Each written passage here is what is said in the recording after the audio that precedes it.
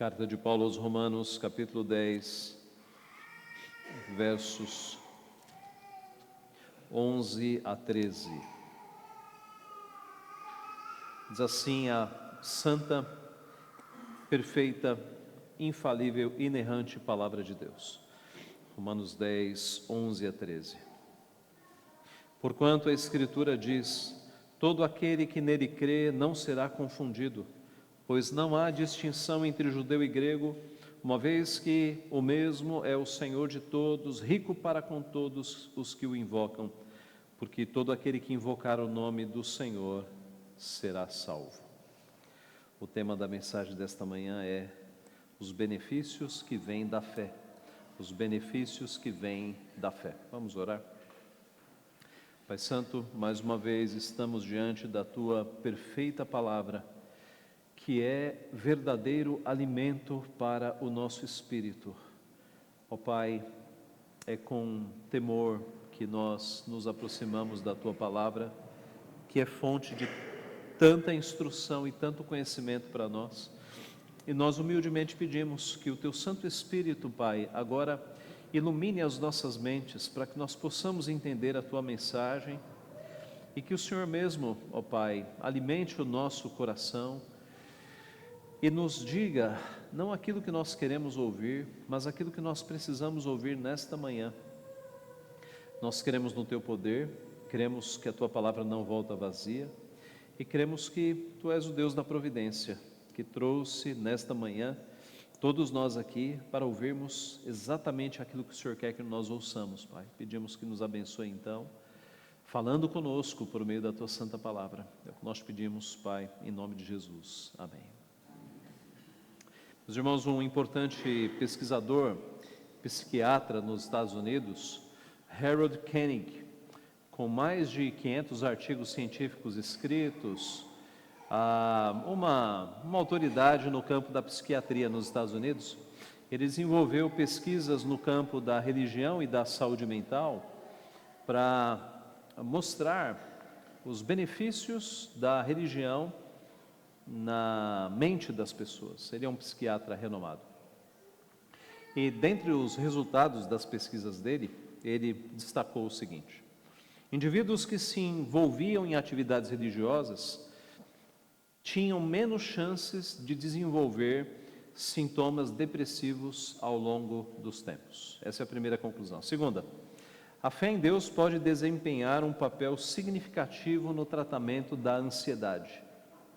Terceira conclusão, acreditar em um Deus amoroso e benevolente pode trazer consolo durante momentos de ansiedade intensa.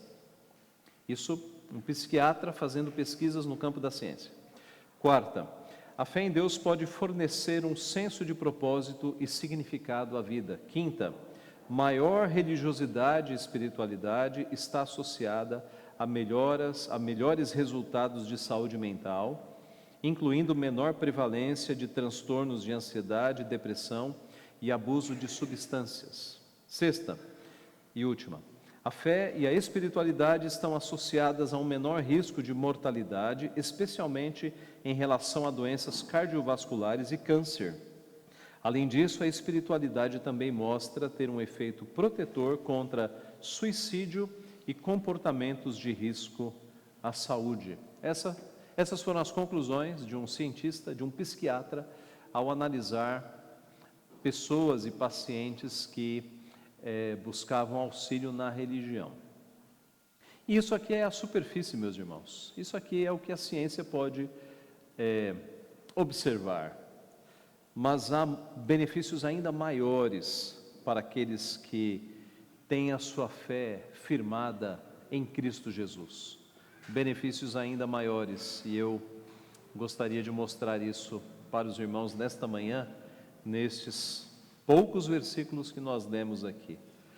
Este pequeno trecho da carta de Paulo aos Romanos nos mostra exatamente alguns dos benefícios que nós temos quando a nossa fé está endereçada, está firmada em Cristo Jesus. E o primeiro benefício que nós vemos aqui nesse texto é o da segurança da salvação.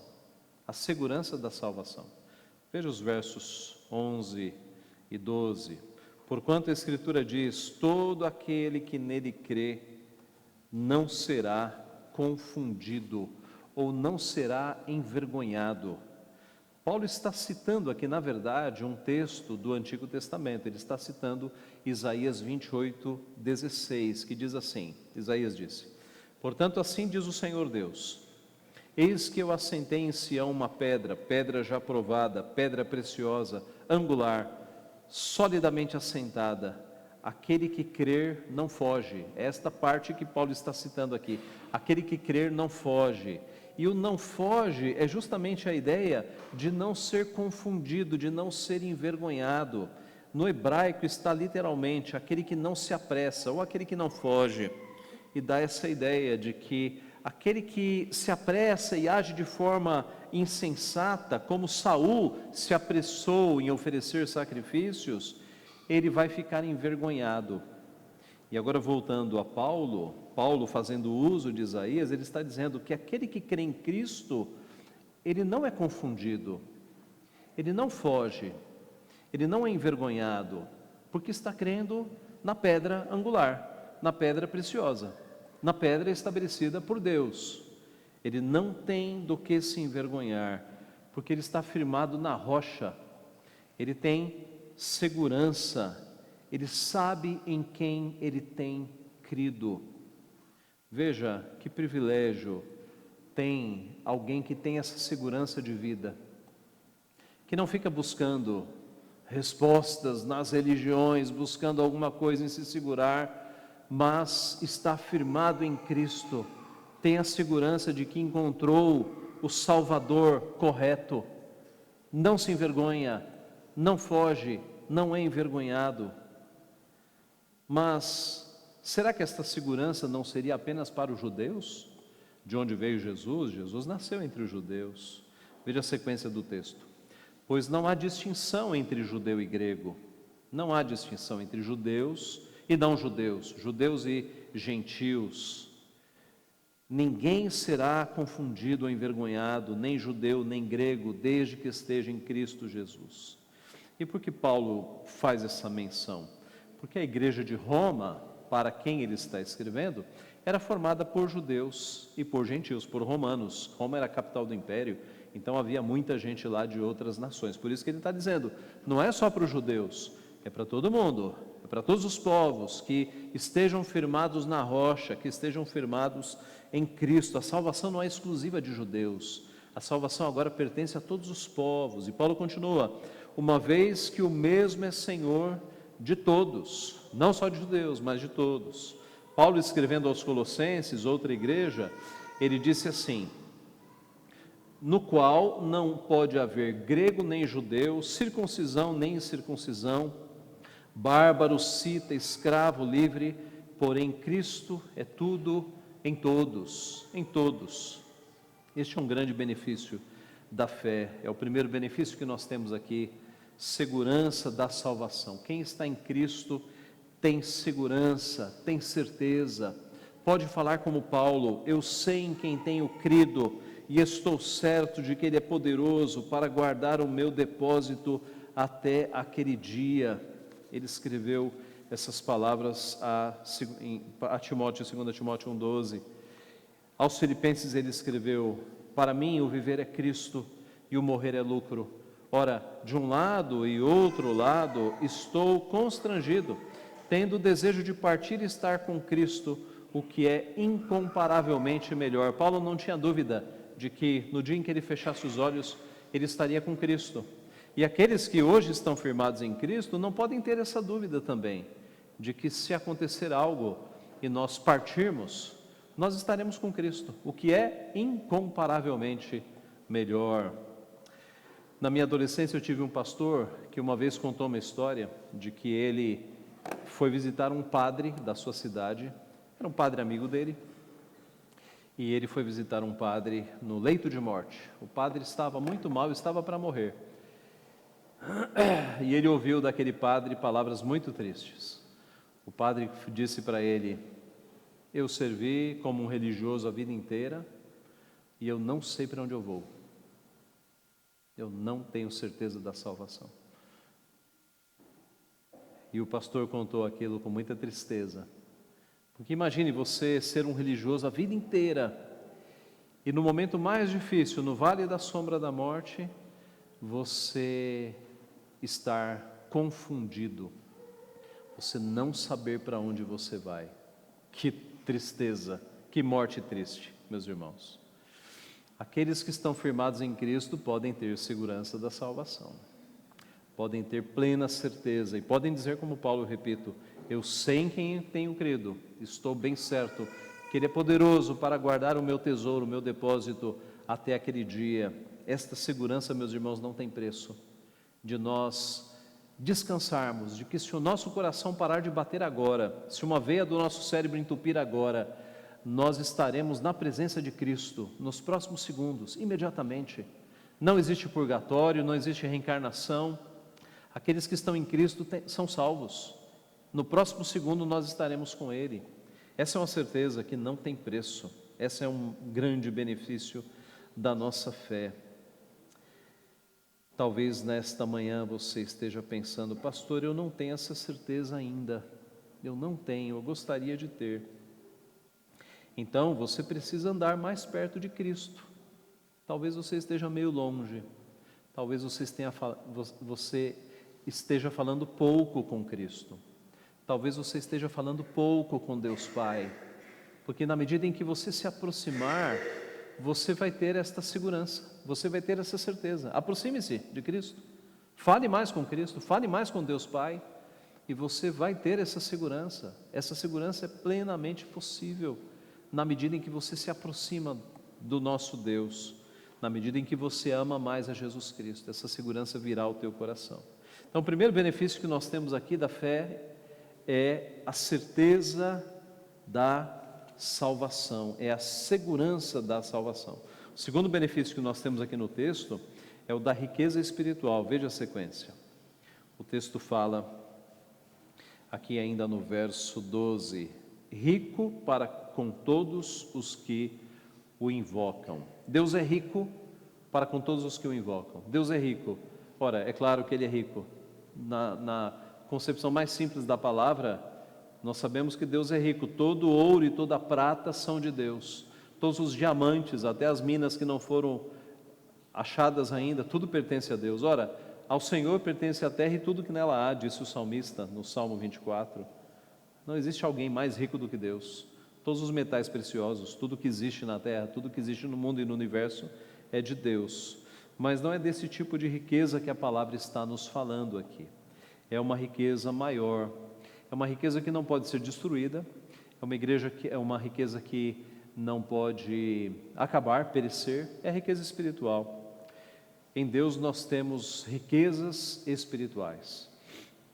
Em Deus nós temos a riqueza da sua bondade. Por exemplo, Romanos 2,4, ou desprezas a riqueza da sua bondade, e tolerância e longanimidade, ignorando que a bondade de Deus é que te conduz ao arrependimento. A bondade de Deus nos alcança e nos conduz ao arrependimento. Sem bondade e misericórdia, nós nunca iríamos para o arrependimento. Veja que tudo nasce em Deus, tudo é iniciativa de Deus, a riqueza da sua bondade, a riqueza da sua salvação, Romanos 11:12. Ora, se a transgressão deles redundou em riqueza para o mundo, e o seu abatimento em riqueza para os gentios, quanto mais a sua plenitude. Paulo falando aqui das riquezas da salvação, que atingiram tanto judeus quanto gentios, que somos nós. Em Deus nós temos a riqueza da sabedoria e do conhecimento, Romanos 11:33, ó profundidade da riqueza, tanto da sabedoria do conhecimento de Deus, quão insondáveis são os seus juízos e quão inescrutáveis os seus caminhos. Eu não sei se você já reparou, mas Romanos 11:33 a 36, é a conclusão da parte doutrinária da carta de Paulo aos Romanos. Paulo tinha esse estilo. Nas suas cartas, ele começava com uma parte doutrinária, de ensino, e aí iria para uma parte prática. Mas em algum momento das cartas, ele coloca o que nós chamamos de doxologia, que é uma palavra de adoração, né? Em Efésios ele começa com uma doxologia. 277 palavras no grego ali, bendito Deus e Pai de nosso Senhor Jesus Cristo, sem ponto, só com vírgulas. É uma doxologia. E em Romanos, depois de 11 capítulos falando sobre aquilo que Deus Pai, Deus Filho e Deus Espírito Santo fizeram por nós, eu vou usar aqui as palavras de um escritor chamado Arthur Pink. É como se Paulo subisse no mais alto monte, no Everest, e lá de cima ele olhasse as riquezas do que Deus fez por nós, nos 11 capítulos iniciais, e aí ele não se contém de alegria e de adoração, e ele rompe nesse grito doxológico: ó profundidade da riqueza e da sabedoria, como do conhecimento de Deus, quão insondáveis são os seus juízos, quão inescrutáveis os seus caminhos. Paulo não se contém e ele dá esse grito de adoração a Deus. As riquezas da sabedoria e do conhecimento de Deus, que nós temos revelados aqui na sua palavra, meus irmãos. Nós vamos estudar a Bíblia a vida inteira e não vamos saber tudo, não vamos compreender, porque a palavra de Deus é uma fonte inesgotável de sabedoria e de conhecimento. Isso é riqueza de sabedoria e conhecimento. Em Deus nós temos as riquezas da sua graça, Efésios 1:7, no qual temos a redenção pelo seu sangue, a remissão dos pecados, segundo a riqueza da sua graça, Efésios 2:7, para mostrar nos séculos vindouros a suprema riqueza da sua graça em bondade para conosco. As riquezas da graça de Deus é o que nós temos em Cristo Jesus. E por fim, as riquezas da sua glória, Efésios 3:16, para que segundo a riqueza da sua glória vos conceda que sejais fortalecidos com poder, mediante o seu Espírito no homem interior. E depois Filipenses 4:19, e o meu Deus, segundo a sua riqueza em glória, há de suprir em Cristo Jesus cada uma das vossas necessidades. Então, meus irmãos, isso aqui é riqueza, é você ter a palavra do teu Deus dizendo que em Cristo Jesus Ele há de suprir cada uma das tuas necessidades. É você ter o teu Deus dizendo que Ele te alcançou com riqueza de graça, riqueza de misericórdia, riqueza de bondade. Isso é a verdadeira riqueza. Dinheiro, prata, ouro, essas coisas passam, mas as riquezas espirituais, elas são incalculáveis. Como disse um puritano, William Dyer, Cristo fez de cada crente um rei. É a beleza de Cristo que nos embeleza, são suas riquezas que nos enriquecem, é sua justiça que nos torna justos, somente Ele nos torna honráveis e admiráveis. Só em Deus nós temos riquezas espirituais. Para quem são essas riquezas? Veja a continuação do texto. Para todos os que o invocam, para todos os que o invocam sem discriminação. E invocar é o quê? É confessar com os lábios. É o que nós vimos no sermão anterior do domingo passado, que primeiro nós cremos com o coração e do coração isso transborda para os lábios, de modo que nós não podemos ser crentes que só creem com o coração e não declaram com a boca, não anunciam com os lábios. São as duas coisas. Nós cremos com o coração e nós anunciamos com a nossa boca. Isso é confessar com os lábios, e não apenas aqui na igreja, mas no dia a dia, para com aqueles que estão ao nosso redor, mostrando as belezas de Cristo, mostrando as riquezas da sua salvação. Esse é o segundo benefício que vem da fé, então, a riqueza espiritual. E por fim, o terceiro benefício que vem da fé, que está aqui no texto, é a salvação eterna. Veja o final do texto. Porque todo aquele que invocar o nome do Senhor será salvo. Todo aquele que invocar o nome do Senhor será salvo. E Paulo está de novo citando um profeta. Agora ele está citando Joel 2:32. Lá em Joel 2:32 nós lemos: e acontecerá que todo aquele que invocar o nome do Senhor será salvo, porque no monte Sião e em Jerusalém estarão os que forem salvos, como o Senhor prometeu, e entre os sobreviventes, aqueles que o Senhor chamar.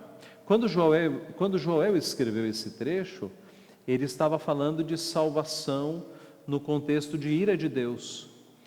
E Paulo está falando aqui de salvação eterna, algo mais terrível que uma ira temporária. Ele está falando de uma ira eterna, para aqueles que rejeitam a Jesus Cristo. Todo aquele que invocar o nome do Senhor será salvo.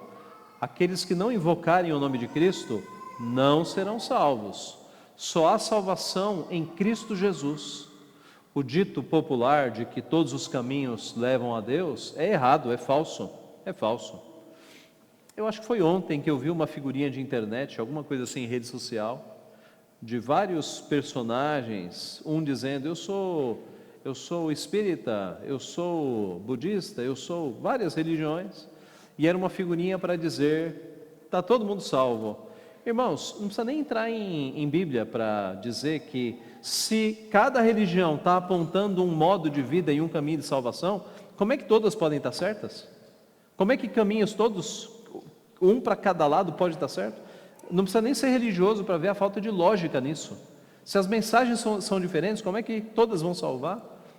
Cristo deixou muito claro, eu sou o caminho, artigo definido, eu sou o caminho, eu sou a verdade e eu sou a vida. Ninguém vem ao Pai senão por mim. Não há possibilidade alguma de salvação fora do nome de Cristo. Aquele que invocar o nome de Cristo será salvo. Em outro lugar, ele disse, quem crê em mim está salvo, quem não crê já está condenado. Então, só há salvação em Cristo Jesus. Só Cristo Jesus subiu na cruz, morreu e ressuscitou. Maria não morreu e ressuscitou por nós. Buda não morreu e ressuscitou por nós. Maomé não morreu e ressuscitou por nós. Os túmulos desse pessoal estão por aí. Agora o túmulo de Cristo está vazio. Cristo foi o único que morreu e ressuscitou. Só há salvação no nome de Cristo Jesus, em mais ninguém. Só Cristo salva, só Cristo salva. Só há salvação no nome dele. De modo que aqueles que rejeitarem Cristo não são salvos. Por isso que a mensagem é urgente. Por isso que você não pode titubear, hesitar. Você tem que crer em Cristo logo, para que você seja salvo. Porque se você chegar no juízo final para responder por teus pecados, você será condenado. Vamos fazer uma continha aqui que nós já fizemos. Imagine que você peque apenas 10 vezes por dia. É um número baixíssimo, é possível cometer 10 pecados em 1 minuto. Mas vamos lá, vamos jogar abaixo. Imagine que você peque 10 pecados por dia. Quanto é que isso dá num ano? Vezes 365, acrescenta um zero, 3.650 pecados num ano, ok? Vamos multiplicar por 10, criançada que tem aí 8, 9, 10, 11 anos. Você terá pecado em 10 anos, até agora você pecou então, 36.500 pecados, tá? Em 10 anos. Jovens de 20 anos, 73 mil pecados em 20 anos de vida. 30 anos, 109.500 pecados. 40 anos, 146 mil pecados. 50 anos, 182.500 pecados. 60 anos, 219 mil pecados. 70 anos, 255.500 pecados. 80 anos, 292 mil pecados. Agora me diga, que juiz absolveria um criminoso com mais de 50 mil crimes? Esse juiz tinha que ser preso imediatamente. Que juiz absolveria um criminoso com mais de 50 mil crimes, mais de 50 mil assassinatos? E Deus, o santo e justo juiz, vai absolver? Não vai, não vai. Sem Cristo não há a mínima possibilidade de salvação. Alguém só será salvo porque Cristo pagou esses pecados. No juízo final, nós seremos salvos porque o manto de justiça de Cristo está sobre nós. E Cristo levou os nossos pecados. Não é que houve uma anistia sagrada, houve um pagamento no nosso lugar. Deus mandou o seu Filho para morrer, para pagar os nossos milhares de pecados. Ele tomou sobre si. Ele morreu na cruz para, com o seu sangue e com a sua vida, pagar pelos nossos pecados. De modo que, crianças, não temam. Vocês podem ter pecado mais de 36 mil pecados nesta vida. Se você crê em Cristo, Cristo perdoa todos esses pecados. Adolescentes, aí com seus 70 mil pecados, confiem em Cristo, que Ele, na cruz do Calvário, pagou por todos estes pecados. Adultos, vocês que viram aí a enormidade de pecados que nós podemos cometer nesta vida, que nós infelizmente cometemos, quando nós cremos em Cristo e nos arrependemos dos pecados, nós temos a certeza de que o seu sangue lavou todos os nossos pecados. E no juízo final, nós estaremos ali não como inocentes, mas como justificados. Justificados. Aqueles que tiverem a marca do sangue de Cristo sobre o seu corpo, eles serão salvos, porque a salvação foi providenciada pelo juiz. O juiz entregou o próprio Filho para morrer no nosso lugar, para pagar pelos nossos pecados. Então, aquele que invocar o nome do Senhor Jesus será salvo. Hoje em dia, muita gente não acredita no inferno, muita gente acha que todo mundo vai se salvar no final. Não leram a Bíblia. A Bíblia tem a verdade. A Bíblia mostra a salvação. A Bíblia mostra como você escapar da ira divina, crendo em Cristo Jesus. As pessoas que crerem, clamarem por Cristo, essas e só essas serão salvas. Irmãos, concluindo, eu comecei falando da pesquisa daquele psiquiatra que descobriu vários benefícios à saúde às pessoas que têm fé, e de fato são benefícios reais mesmo, mas eles são apenas a sombra dos altos benefícios que nós temos quando nossa fé está firmada em Cristo Jesus. Quando nós estamos em Cristo, nós temos segurança da salvação. Eu sei em quem tenho crido. A segurança de que você fecha os olhos nesta vida e você abre na presença de Cristo Jesus.